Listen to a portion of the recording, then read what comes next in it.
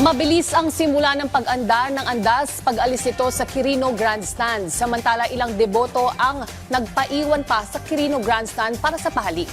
Yan ang ulat ni Rod Lagusad. Bandang alas 4 pa lang ng madaling araw ay nagsimula na ang traslasyon mula sa Quirino Grandstand. Ayon sa Manila Police District, dahil sa matagal na paghahanda, naging mabilis ang prosesyon ng andas ng Jesus Nazareno mula sa Quirino Grandstand papunta sa bahagi ng Katigbag Drive. Inaasahan ng MPD na mas magiging mabilis ang traslasyon kumpara sa nakaraang taon. Pero nagkaroon ng pagkaantala sa bahagi ng Finance Road sa tapat ng National Museum. Ito'y matapos na may mga debotong sumalubong sa andas. Ayon kay MPD spokesperson Police Major Philip Ines, sa tulong ng mga IOS ay nagtuloy-tuloy naman ang pag-usad ng andas. Anya, ang pagsalubong ng mga deboto sa andas ay nagsisilbing hamon sa prosesyon. Una-una, tinitignan natin kung meron pa talaga yung ating mga deboto na sumasalubong dyan. Yan yung magiging problema dyan. Pero ganun pa man, nakita natin yung patuloy nating panawagan. At ulit-ulitin po natin yung ating panawagan sa ating mga deboto na kung maaari po makipagtulungan. Inaasahan ng MPD na mas marami ang makikiisa sa traslasyon kumpara sa nakaraang taon kung saan naitala ang higit 8 milyon.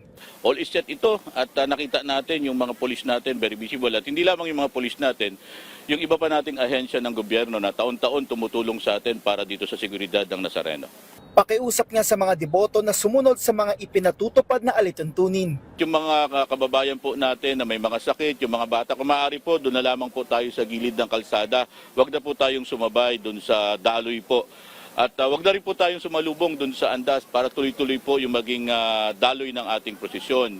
Anya, meron namang live streaming para sa mga hindi makakapunta sa traslasyon. Matapos na makaalis ang andas ng Jesus Nazareno, mga basura naman ang naiwan sa bahagi ng Rojas Boulevard. Nilinis agad ito kung saan tulong-tulong ang mga street sweeper at truck na mga basura.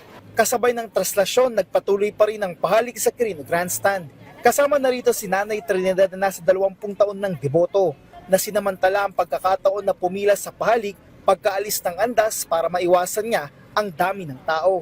Ako po ay nagpapasalamat kay Poong Nazareno sa kagalingan ko sa diabetes na naabot pa ako na ganitong taon, 20, at saka sa aking mga anak po na nasa malalayo, mga apo. Sana sila ay may takot sa Diyos at sila ay sumunod. Umaga na rin ang araw ng pista pumunta si Tatay Romy para sa pahalik na binata pa lang ay deboto na. Iniwasan namin. Dati kasi, gabi pa lang nandito kami. Naabot kami ng ilang oras, di ba? Saka siyempre may edad na.